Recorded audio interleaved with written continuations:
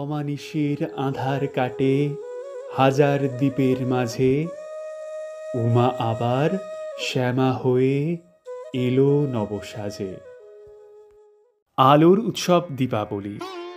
কালী পুজো শুধু নয়, গ্রাম বাংলায় লক্ষ্মী পুজোরও চল রয়েছে এই দিনে।